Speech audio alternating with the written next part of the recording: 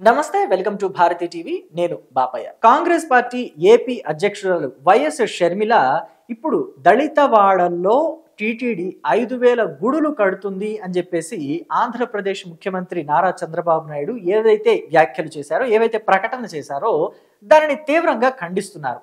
దళితవాడల్లో కట్టాల్సింది గుడులు కాదు, దళితవాడల్లో టీటీడీ దగ్గర అంత ఎక్కువ డబ్బులుంటే ఏవైనా కార్యక్రమాలు అమలు చేయండి, మౌలిక సదుపాయాలకి సంబంధించిన కార్యక్రమాలు అమలు చేయండి అని చెప్పేసి ఆవిడ కోరుతున్నారు. పైగా చంద్రబాబును ఉద్దేశించి కొన్ని కీలకమైన వ్యాఖ్యలు కూడా చేశారు. ఆ వ్యాఖ్యలు ఏంటి అనేది మీకు తెలియాలంటే ఒక్కసారి వీడియో చూడండి. చంద్రబాబు గారు ఆర్ఎస్ఎస్ కి ఎందుకు ఇంత మద్దతు ఇస్తున్నారో, బీజేపీ సిద్ధాంతాన్ని ఎందుకు నెత్తినెత్తుకుంటున్నారో ప్రజలకు సమాధానం చెప్పాల్సిన అవసరం ఉంది. బీజేపీ పార్టీ ఒక మతతత్వ పార్టీ. మతం పేరుతో చిచ్చు పెట్టాలి, ఆ మంటలో చలి కాచుకోవాలి. ఇదే బీజేపీకి తెలిసిన రాజకీయం. అలాంటి బీజేపీకి చంద్రబాబు గారు మద్దతు ఇచ్చారు. ఈ రోజు బీజేపీ పార్టీ అధికారంలో ఉంది అంటే చంద్రబాబు గారు ఇచ్చిన మద్దతు వల్లే బీజేపీ అధికారంలో ఉంది. చూశారు కదా ఈ వీడియో. సో ఈ వీడియోలో చంద్రబాబు గారిని క్లియర్ గా సూటిగా ప్రశ్నిస్తున్నారు. దళితవాడల్లో టీటీడీ ఆలయాలు నిర్మించాల్సిన అవసరం ఏమొచ్చింది అని. సో దళితవాడల్లో ఆలయాలు నిర్మిస్తే మీకొచ్చిన నష్టం ఏంటి? అసలు దళితవాడలు అంటే క్రిస్టియన్ వాడలు అని ఒక ముద్ర ఏమన్నా మీరు వేయదలుచుకున్నారా షర్మిల గారు? దళితవాడల్లో టీటీడీ ఆలయాలు నిర్మించడం వల్ల ఏ మతానికి ఎటువంటి సమస్య ఉండదు. ఎందుకని అంటే అసలు దళితులు అనే వాళ్ళు క్రిస్టియన్లేం కాదు. వాళ్ళు పుట్టుకతో క్రిస్టియన్లే పుట్టలేదు. వాళ్ళకి మతం మధ్యలో క్రిస్టియానిటీ తీసుకోబడింది అంతే. వాళ్ళు క్రిస్టియానిటీ మతం తీసుకున్నారు అంతే తప్ప వాళ్ళేం పుట్టుకతో క్రిస్టియన్లు కాదు. దళితులు అంటే వాళ్ళు హిందువులే. దళిత హిందువులు అని కొంతమంది అంటారు, హిందూ దళితులు అని చెప్పి కొంతమంది అంటారు. అసలు ముఖ్యంగా చూసుకుంటే దళితులు అనే మాటే వాడకూడదు, దానికి ఏదైనా ప్రత్యామ్నాయ పదం కనిపెట్టాలి. సో మీలాంటి వాళ్ళు ప్రముఖులు ఎవరైనా విజ్ఞప్తి చేసి వాళ్ళకి ఇలాంటి తక్కువగా చూసే మాట కాకుండా వేరే ఇంకేదన్నా మాట పుట్టించండి, దాని మీద చూపించండి మీ ప్రతిభా పాఠవాలు. అంతేకాని ఆలయాలు కట్టించొద్దనే వాటి మీద కాదు. ఇంకా ముఖ్యంగా మాట్లాడుకుంటే అక్కడ ఆలయాలు నిర్మించొద్దని ఎందుకంటున్నారు మీరు? అంటే అక్కడ చర్చిలు మాత్రమే వెలియాలా? అంత మిగిలిన దళితుల్లో ఎవరైతే హిందువులు మిగిలి ఉన్నవారో వాళ్ళు కూడా మొత్తం అంత క్రిస్టియానిటీ తీసుకోవాలని మీ అభిప్రాయమా? లేదు. ఇక్కడ ఇంకొక మాట కూడా షర్మిల మాట్లాడారు. ఆవిడేమంటారంటే దళితవాడల్లో హిందూ దేవాలయాలు నిర్మిస్తే అక్కడ పూజారులుగా ఎవరిని పెడతారు? బ్రాహ్మిన్స్ని పెడతారా, దళితుల్ని పెడతారా అని చెప్పేసి.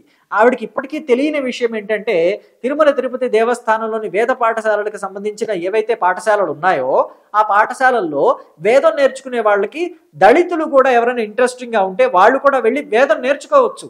కేవలం హిందువులు అలాగే బ్రాహ్మిన్స్ మాత్రమే వేదం నేర్చుకోవాలని ఎక్కడా రాసిపెట్టి లేదు షర్మిల గారు. మీరు అది ముఖ్యంగా తెలుసుకోవాల్సిన అవసరం కూడా ఉంది. ఎందుకంటే చాలా మంది రెడ్లలో కూడా వేదం చదివేవారు ఉన్నారు, కమ్మార్లో కూడా వేదం చదివేవారు ఉన్నారు, మిగతా క్యాస్టుల్లో కూడా వేదం చదివేవారు ఉన్నారు. దళితులు కూడా వేదం నేర్చుకోవచ్చు, వేదం నేర్పిస్తున్నారు. సో దళితవాడల్లో హిందూ దేవాలయాలు కడితే మరి అక్కడ వేదం చదవగలిగిన దళితులే అర్చకత్వం కూడా చేసుకోవచ్చు, తప్పేముంది అందులో? వాళ్ళకు కూడా మరి అక్కడ ఉపాధి లభించినట్టు అవుతుంది కదా. దాన్ని మీరు అడ్డుకుంటున్నారా ఆ ఉపాధిని? సో ఇది కూడా మీరు ఆన్సర్ చేయాల్సిన అంశమే. ఇంకొకటి ఏంటంటే దళితవాడల్లో ఆలయాలు కట్టే విషయంలో మీరు ఎందుకు వ్యతిరేకిస్తున్నారు? అయితే ఆంధ్రప్రదేశ్లోనే కాదు యావత్ భారతదేశం కూడా సెక్యులర్ భారతదేశం అని చెప్పేసి మీరు మాట్లాడుతూ ఉంటారు. భారతదేశం అంటేనే సర్వమత సమ్మేళనం అని, ఆంధ్రప్రదేశ్ కూడా అందులో ఒకటి. ఇక్కడ కూడా అనేక మతాలు ఉన్నాయని చెప్తున్నారు. మరి అనేక మతాలు వాళ్ళ ఆలయాలు ఎక్కడెక్కడ కట్టుకోవాలి అని చెప్పేసి వాళ్ళు ఒక నిర్ణయం తీసుకున్నప్పుడు మరి హిందూ మతానికి సంబంధించిన టీటీడీ నిర్ణయం తీసుకోవడంలో తప్పే ఉంది? పలానా చోట చర్చి కట్టాలని చెప్పేసి ఎప్పుడైనా ఎవరైనా పర్మిషన్లు ఇవ్వాలని చెప్పేసి ఎక్కడైనా రాసుందా? పలానా చోటే ఆలయాలు కట్టుకోవాలని ఎక్కడైనా రాసుందా? లేదు కదా. మరి సెక్యులర్ దేశం అన్నప్పుడు ఇందులో ఏమైంది మీ సెక్యులరిజం? సో ఎక్కడైనా కట్టుకోవచ్చు అంటున్నారు. పైగా ఇంకొక మాటకు వస్తే అసలు ధార్మిక సంస్థకి సెక్యులరిజం ఎక్కడ ఆపాదించబడింది? ధార్మిక సంస్థలు అనేవి ఒక ప్రత్యేక ప్రతిపత్తి కలిగిన సంస్థ. అలాంటిది టీటీడీ కూడా ధార్మిక సంస్థే. సో అలాంటి టీటీడీకి సంబంధించిన తిరుమల కొండ మీద కూడా అన్యమత ప్రచారాలు జరుగుతున్న ఈ రోజుల్లో హిందువులకి సంబంధించిన ప్రాంతాలు ఏవైతే ఉన్నాయో అవి దళిత ప్రాంతాలు కావచ్చు, ఇంకే ప్రాంతాలైనా కావచ్చు, అక్కడ ఆలయాలు కట్టుకుంటే మీకొచ్చిన ఇబ్బంది ఏంటి? కేవలం హిందువుల ఆలయాలు హిందువులు ఉన్న చోటే కట్టుకోవాలా? దళితుల్లో కూడా హిందువులు ఉన్నారన్న సంగతి మీకు తెలుసా? అసలు దళిత హిందువులు అంటారు అంటే ముందు దళితులంతా హిందువులే, వారికి ఇష్టమై తర్వాత క్రిస్టియానిటీ తీసుకున్నారు. ఎవరైతే క్రిస్టియానిటీ వైపు ఆకర్షింపబడ్డారో వాళ్ళు క్రిస్టియానిటీలోకి వెళ్ళారు. అసలు ఇప్పుడు మనం ఉన్న ఈ ఆధునిక టెక్నాలజీలో ఉన్న ఈ సమాజంలో ఇంకా దళిత హిందువులు అనే మాట వాడాల్సిన అవసరం కూడా లేదని నా అభిప్రాయం. సో దాని మీద మీరేమంటారో మీ అభిప్రాయాన్ని కూడా కామెంట్ బాక్స్లో తెలియచేయండి. అలాగే షర్మిల ఏదైతే వ్యాఖ్యలు చేస్తున్నారో ఆ వ్యాఖ్యలన్నీ కూడా ఆవిడ వెనక్కి తీసుకోవాలి. ప్రభుత్వం దళిత వాడల్లో కావచ్చు, ఇంకా ఎక్కడైనా వెనకబడిన ప్రాంతాల్లో కావచ్చు, మౌలిక సదుపాయాలు ఏర్పాటు చేయాలి అంటే దాని మీద పోరాడండి, దాని మీద పోరాటం చేయండి. ఆలయాలు కట్టొద్దు, ఆ డబ్బులు పెట్టి మౌలిక వసతులు ఏర్పాటు చేయాలని అడగటానికి మీరెవరు షర్మిల గారు? అంటే ఒక రకంగా చూస్తే వైఎస్ షర్మిల ఎలా తయారవుతున్నారంటే రాను రాను వాళ్ళ నాన్న వైఎస్ రాజశేఖర రెడ్డి లాగా తయారవుతున్నారేమో అని అనిపిస్తుంది. ఎందుకంటే ఆయన కూడా ఒకప్పుడు 7 కొండలు ఎందుకు, అందులో 3, 4 తీసేస్తే మిగిలిన కొండల్లో ఉంటుంది, ఇదంతా కూడా మిగిలిన మతాలకు వాడుకోవచ్చు, మిగిలిన అవసరాలకు వాడుకోవచ్చు, తీసేద్దాం 7 కొండల్లో కొంత తీసేద్దాం అని అన్నారట. ఆ రకంగా ఉంది షర్మిల చెప్పే మాట కూడా. సో తన భర్త అనిల్ కుమార్ ఆయన ప్రార్థనలు చేస్తూ ఉంటారు, క్రిస్టియన్ మతానికి సంబంధించి ప్రార్థనలు చేస్తూ ఉంటారు.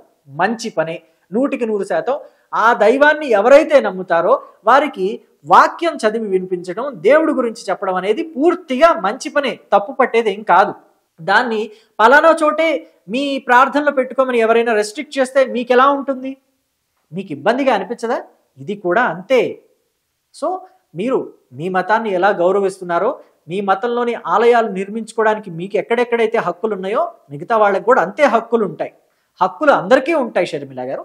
దయచేసి ఈ విషయాన్ని మీరు గమనించండి. Thank you.